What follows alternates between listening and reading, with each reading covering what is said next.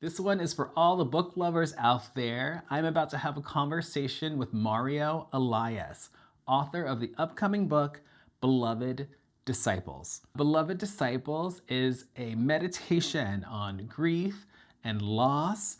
It's also a love letter to Mario's Cuban/Syrian upbringing, which is interesting.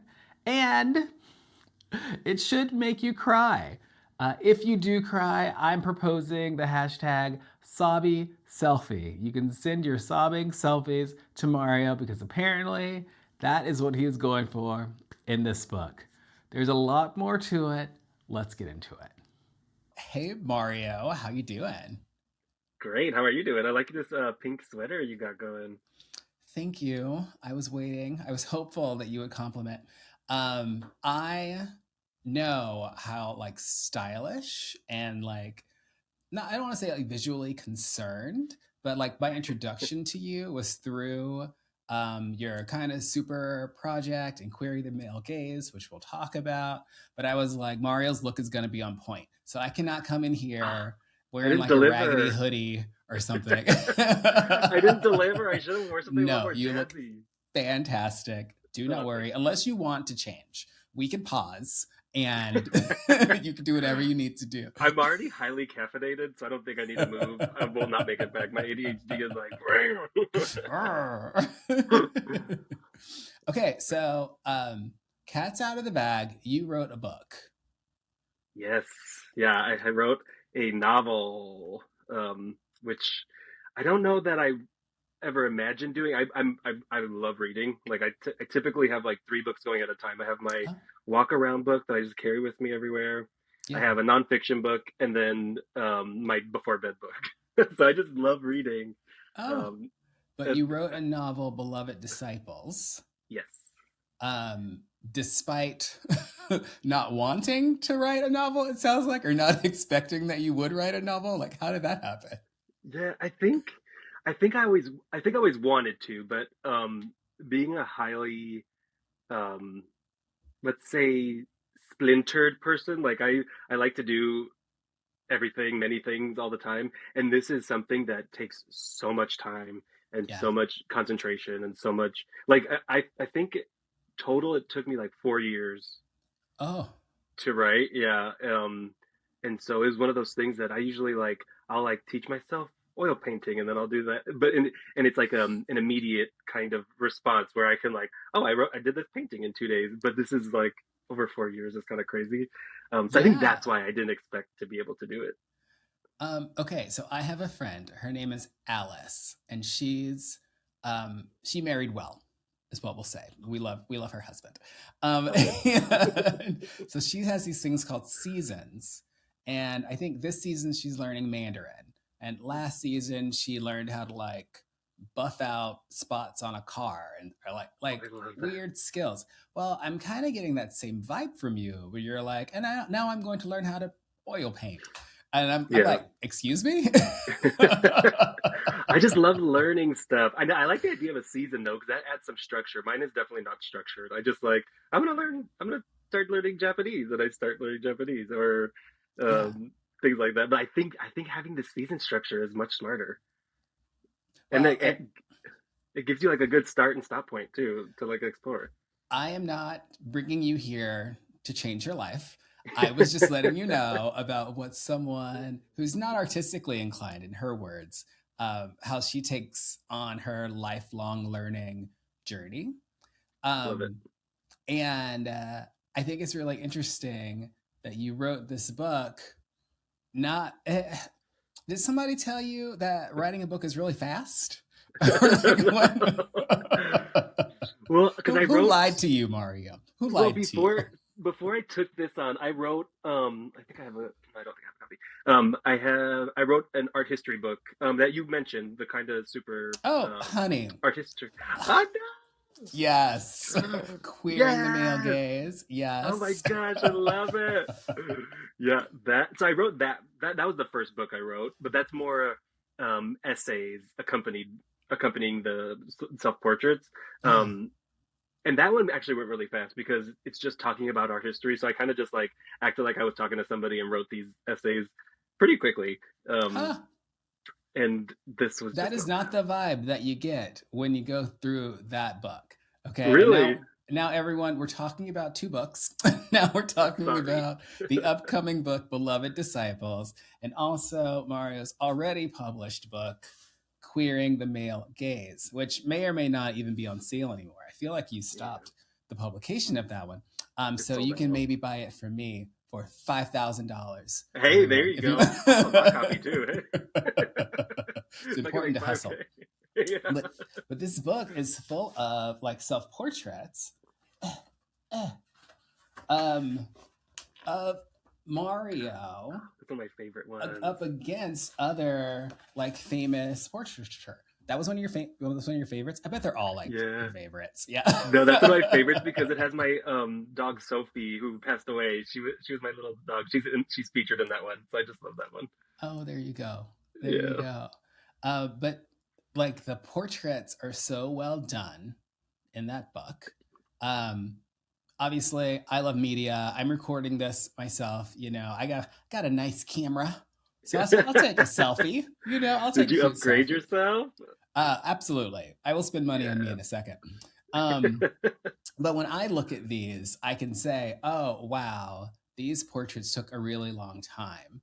Like he must have taken like 5,000 of the same image to get the exact right one, and then to have to go into an editing piece of software and like compose in that Yeah. way, and to like mimic so many styles."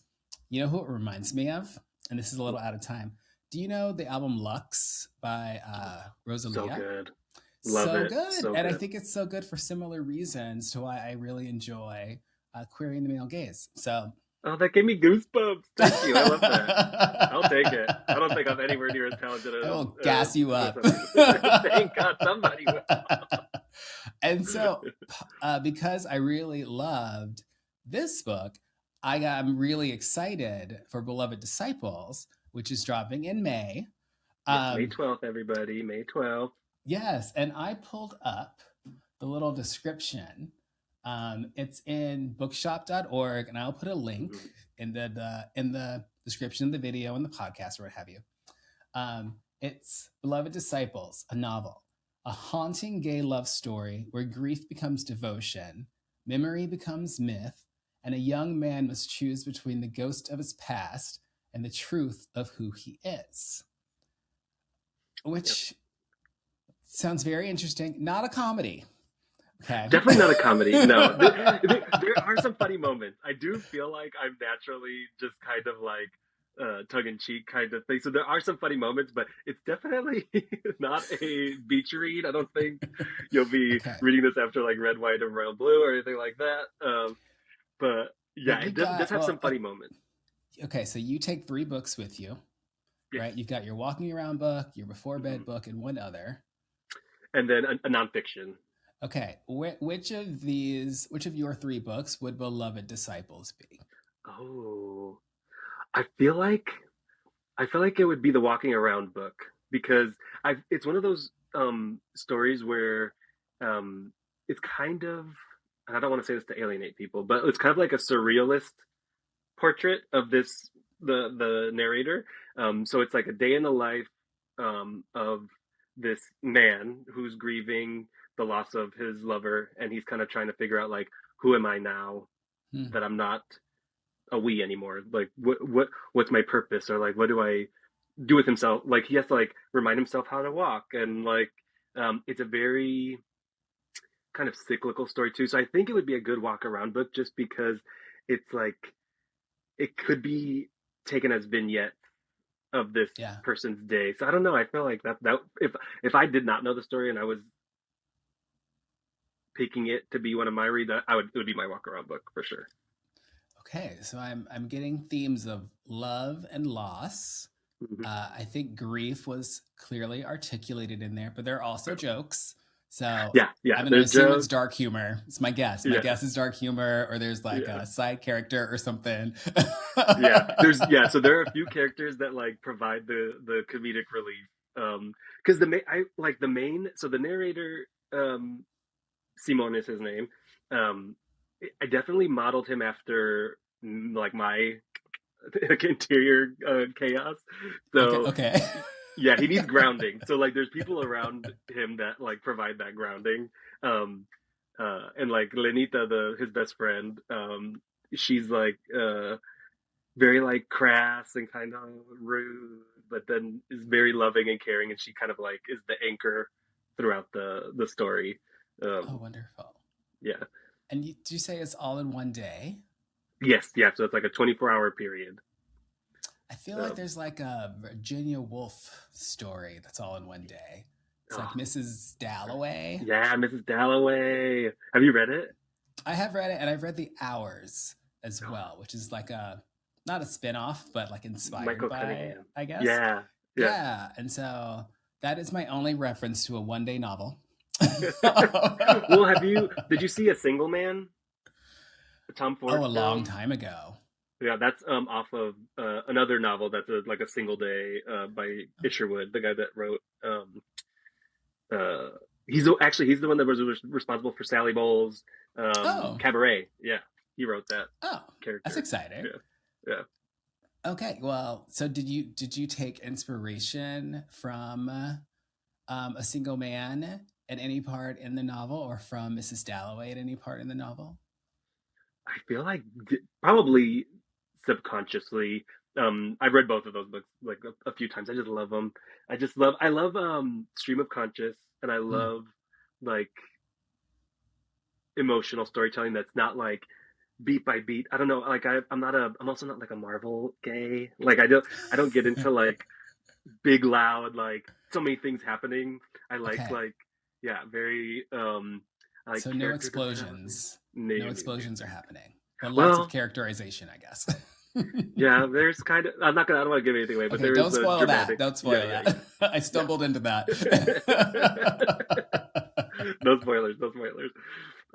Yeah, but I'm excited. I'm really nervous to see what people think, just because this is my first thing that I've had traditionally published ever. Like, cause I designed the art history book that you showed. I designed that all myself. I um did everything, and then I found a printer to do all like. So this is my first time like in the actual like publishing industry, um, and so I'm nervous that other people that I'm not familiar with will be like consuming this thing that I've poured a lot of But do myself you into. I want, don't I know. mean, do you want people to buy the book? Yeah, kinda. Okay, well then, yeah, you can. I I don't feel know like you anymore.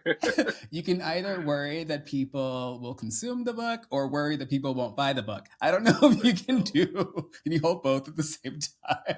I know. I feel like I will just worry about anything, but I just I want the people that will love it to find it. Okay. Yeah, not the other people. Yes, Because yes, yes, also yes, yes. there's themes of like there's a through line of um this isn't giving anything away, but it's kind of the structure of it is sort of based on the Stations of the Cross, and it's like because it's a very Latino story, and it's a very which come goes hand in hand with like Catholicism. Okay. So there's a lot of like references to Catholicism just because of the culture. Um, um, so I'm also scared of like religious people thinking that it's a religious book, but it's definitely not that. It's not Yeah. disrespectful to religion at all either, but it's not a Well, you know I would have fixed that what. if you had listened to my suggestion for this book and just put a butt on the cover. Oh, that really would have deterred the people that we don't want. Oh, missed Right. opportunity. So it goes. So it goes.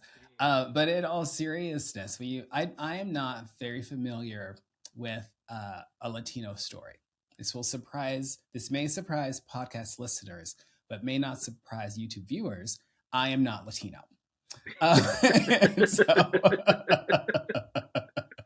and so when you say a Latino story, I understand the reference to Catholicism. Are there Mhm. other types of references that I might be able to look for while I'm reading? I'd be like, oh, that's what Mario was talking about right there. I feel like That's the it. whole thing. I think from page one, you will. It's because so for everybody listening, I'm Cuban, Cuban and Syrian. But I was raised with Cubans. That's how like my life. So it's just infused in everything from the food in the book to Hmm. there's a lot of Spanish that I preserved in it as well instead of translating. So there's a glossary I made to like so if people want to like whatever. But the music, there's like hints to um Spanish songs and like things like even Simon the narrator, his name is a reference to a salsa song. So it's just I think it's like woven throughout. Ah, Um and I hope this is I so well timed uh-oh. because I feel like Beloved Disciples is arriving right at the intersection of the interest in heated rivalry and Hmm. also the interest in Spanish with Bad Bunny's Super Post Bad Bowl Bunny. halftime show. Yeah. Yes. Yeah. Yeah. People are And so learning. People are we have to. duolingling. We have Yeah. to, Yeah. like I took French in high school like a fool. I should have been taking Spanish. Now I Do need you to still learn remember it? Spanish. Oh yes, my husband and I like to travel to France. Well, he specifically likes going to France regularly. I would Oh, love that's to, cool. vary it. Yeah. Maybe go to some different countries You're in like, please, Europe. Barcelona one time. Oh my I god. mean, so yeah, I get the opportunity to use my French um, pretty regularly, I would say. But You I need to do love the practice. idea that you kept the Spanish in the book, like really not really challenging readers who would maybe just skim. You Hmm. can't skim a book if the language is suddenly changing.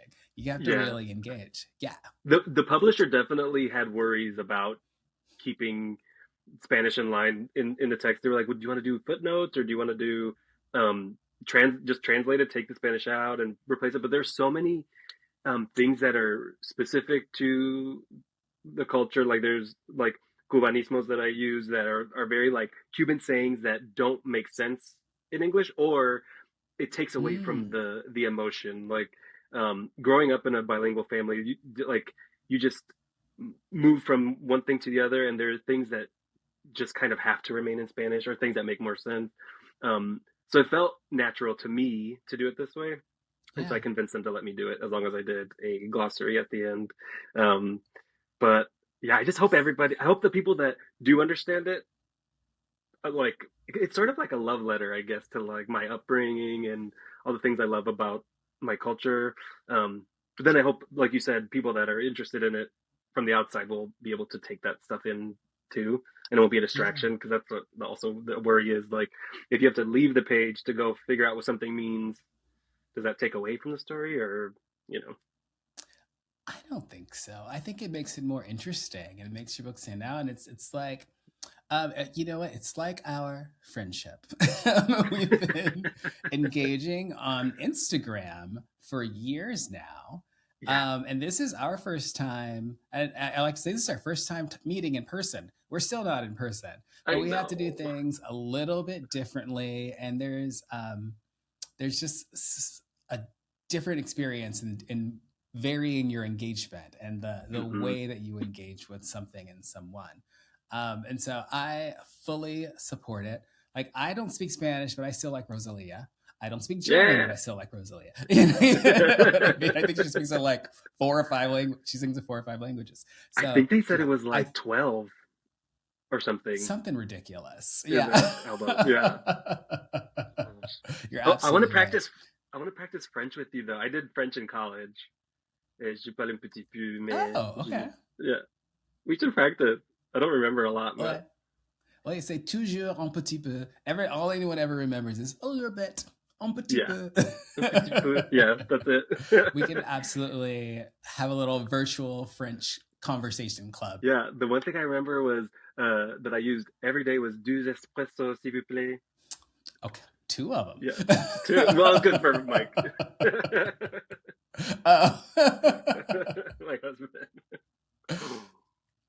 Okay, and I'm glad you brought him up because I did have a question. Yeah, Um, you mentioned that Simon comes from your mind in the mhm, book, um, but you are in a solid relationship, it seems. yeah. And so, how did you get mentally to a place of grief and loss? Is that something you've experienced in your own life that you were pulled from, or was that something you had to kind of learn? Yeah, it actually interesting. This goes with the writing of the novel. So Mike and I have been together for 14 years, so very, very long time. And um, Originally, this story, when I first started, it was a little different. It was more about like this like kind of rekindling of a relationship between the mother figure in this story and Simone. Hmm. Um, but while I was writing it in the first draft, Mike and I were trying to become dads. We like were exploring adoption, and after a few failed um, placements with that, with them, my best friend Maria, who I've known since kindergarten, and she's the who Lenita is modeled after. Actually, she offered to be our surrogate, and then um, Sure. that didn't pan out either. And so it was just a lot Yeah. of loss, like just constantly, it just happening for a few years. And so as I was writing this story, um, it definitely it shifted into this kind of meditation on grief and loss, which wasn't there before. Um, Yeah. and Yeah, it was very it was very cathartic, I think. Um, Having this outlet while all these horrible things were going on. Um, but then when I went back to edit for draft two, because I did 6 drafts of this thing before this final version. Um, Yeah. I was like, I didn't remember writing most of it. I think I was just so lost in grief. A lot of it was unusable because it was just sad babbling. Hmm. So it was very strange, the metamorphosis of the story, in line with this trauma that we experienced, um, trying to be dads. Yeah. You recently shared on social media a little bit about that journey, Mhm. and um I did not realize that the journey had started so far back. Yeah, To where now so much of the theme of this book um is informed by that yeah, experience. Yeah, so yeah. It was a that's lot of really years. interesting. Yeah. Um, you said cathartic. Do you feel like this is and maybe this is in the book. I don't know. Do you feel like this is a grief you will just have to carry with you, or is this the kind of thing that heals and is resolved for you? I don't know. I feel like I always feel like loss is one of those things where and this sort of is in the book. Like that loss is expected to be like this absence of something, but it ends up being this weight that's holding you down, and it gets heavier sometimes. Sometimes it's a little lighter. Yeah. So I definitely feel like it's one of those ever present things that just kind of like marks you for life. But I do think that in this process, I could in writing this, I could process those emotions in a way that I don't think I would have done in any other way. Um, Yeah. because it was just I don't know, one thing after another, and um, I think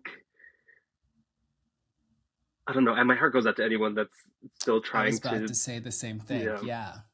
Yeah. It's I don't think, because I think Mike and I, we after after I think it was 3 or 4 years of trying, we were especially me, I just my heart couldn't take anymore. I was wiped out. I'm a very I try to be a very like happy person and bubbly and stuff, and Yeah. to be to go from being Tigger to Eeyore Yeah. was a hard flip for me.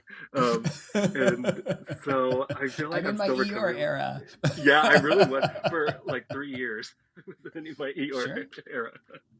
um Yeah, but that's real. Yeah, it is real, and it's so I do think that we have, now that we've recovered a little bit, I think I don't know, I've always wanted to be a dad. That's been one of my dreams since I was a Yeah. kid. And so I don't know if we're 100% past it, but we definitely needed a break, that's for sure. So I'm glad we allowed ourselves that. um What I'm I don't know, hearing is it didn't happen as you had planned, at all. but Yeah, who knows what the future holds. Yeah, Who's to very, say? very, very. Yeah, Who's to say? And I think the theme of grief in this book, as it touches on that type of loss, I think is very special because I'm not sure that we have that in our community, in the queer community, very much, especially not in the yeah. written word. The book that comes to mind is A Little Life, Oh yeah, which is just devastating. I It's like know. one devastation after the next. I know. I But love we a good treasure book that it, makes you cry, though. Yeah, I think that's why, because I Yeah. feel like we need that outlet sometimes. I think you hear a lot about people being like, "Oh, another sad gay story," but I feel like we have a different sort of trajectory in life, and it's okay for it to be sad sometimes. It's okay for it to be happy sometimes. But I Yeah. love a good story that makes me cry. I really hope this book makes people cry. My book. I want people to Okay. cry. Yeah. You're like, I send want, me sobbing selfies. yeah. I want tear-soaked pages. I want uh, TikTok reviews with snot. I don't know. I just want people to cry. Oh my God. Okay. Join me in my Um, pain. I did pre-order the book, and so Thank you. it'll be a wonderful Midwestern summer day. Maybe I'll be at the lake or something, and I'll be reading your book, and I'll be like, "Oh my God!" Cry. Yes, cry. Oh, Oh, he don't wanted forget. this. He wanted I this. and document it. I want you to cry and I want to document it. Don't forget though, with the pre-order, you Mm. can there's a link on my Instagram page to fill out like a little form for a raffle because I did etchings for the different parts of the novel and I'm raffling Oh, off like the original etchings. Um, no, I had no idea. yeah, before but I think on publishing day is when I'm gonna like pull the names or whatever. But yeah, I'm giving away like original art that I made for the book. Oh, that's wonderful. Yeah. Okay. I will definitely fill out that form. And everybody at home, you should pre order the book because it's going to make you cry, I guess. But also the chance at free art. And since I'm already a Everybody fan of loves your Preorder. art, yeah. I mean, I'm bringing up queering the male gaze again. I wish I could still order some stuff on here, but more than that, I want my own commission. Yeah. Oh my gosh. I've actually been thinking about this. Like that would be so fun to do like to have people submit like who they want to be turned into and then do it. Yeah. Yeah. It would Well, be really fun. I think that'd be really cool. I wonder, I guess maybe tell me more about the process that you go through in your self portraits because like how many selfies would I have to send you? In Yeah. order- So so the process depends. It definitely is like for some of them like I like I know how to sew. So like some of them I made the outfits. I made Oh, learned sure. how to millinery. I made hats for a bunch of them. Um, uh, so that I also like paint uh, the backdrops and like do all this. So there's like a lot of like prep that goes into it. But then you Yeah. only need one good shot. So I could do all that prep and then just have the one good shot to. Who would you be? So, What work of art would oh, you want to I'm be not in? sure. I'm not sure. That's not where my head is going immediately. My head is immediately going to the money. Because my friend William came on here and he fabricated the big red dress for Lady Gaga in that Coachella performance, and now he wants to do like leather and stuff. And I'm like, do it, make it very expensive, like ride that brand. And now I'm like, well, if you're doing the sewing and everything, you should make people fly in to Oh, that's a good Chicago idea. and like do the whole thing, and Make it an have it be experience. outrageously Yeah. expensive, so expensive. Yeah. Just It's an like the Real experience though. Housewives are talking about what they had done. I'm shocked. So I grew up in a family where you like buy shoes like three sizes too big, so you grow into them. You were like we just didn't spend a lot of money on things. I'm shocked to Yeah. know as an adult now what people spend on anything. It's crazy. I want to be like that a little bit, Well, but also I want to save my monies. well, you can totally tap in that. Like art is one of those things that they spend outrageous amounts of money on, and you're so talented. Um, You I'm know, also a you people can. pleaser though. Oh, are you? I'm like a big, yeah, I'm a big people pleaser. I don't like to like charge people for stuff. Like, Absolutely because not. I know, I don't know what's wrong with me. I'm You like, need a people be manager. like, yeah, they're like, you're a photographer, right? Can you do my headshots? And I'll just say, yeah, and I'll just do it for free. I've done that multiple times. Babe, you are like an excellent portrait photographer. What are you for free? I've No. literally done it for free multiple times. No. I'm too nice. I'm just too nice.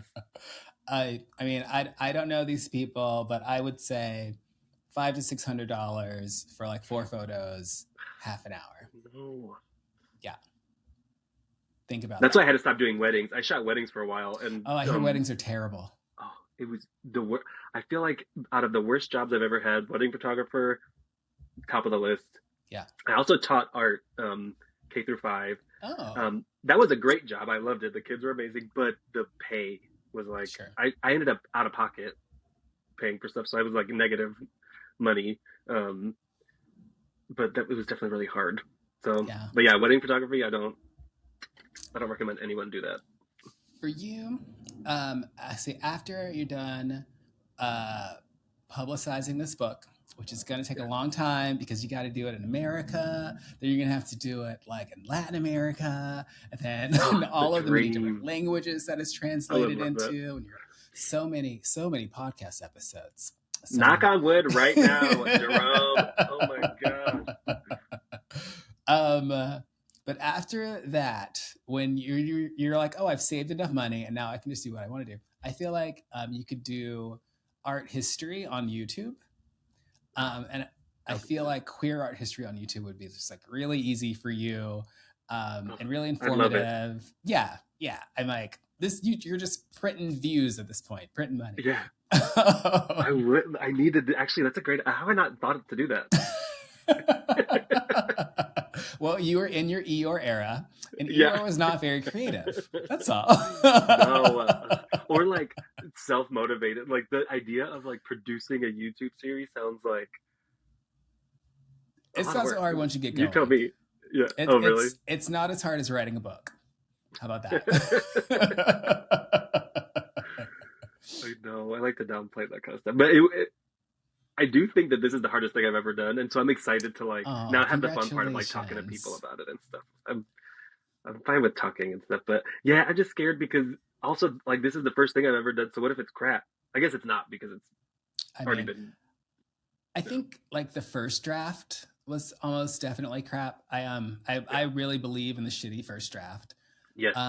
You've already edited out the, I think you call it sad babbling. So Yeah. the sad babbling is out.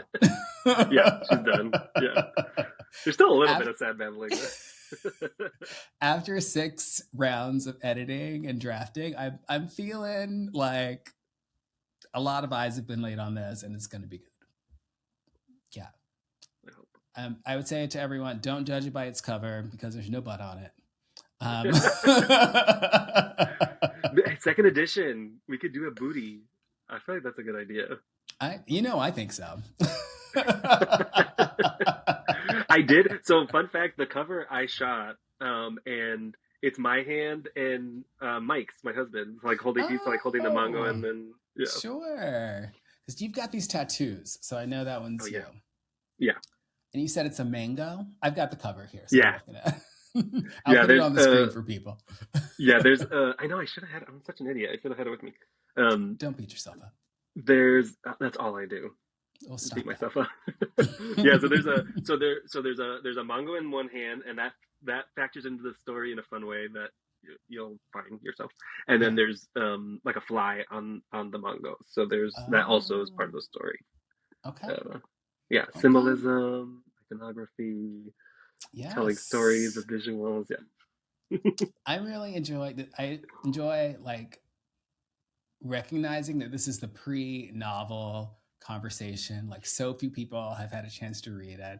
And I yeah, know that like in the future we get to talk again and it'll yeah. be like, oh, Oh, I can't believe you wrote this.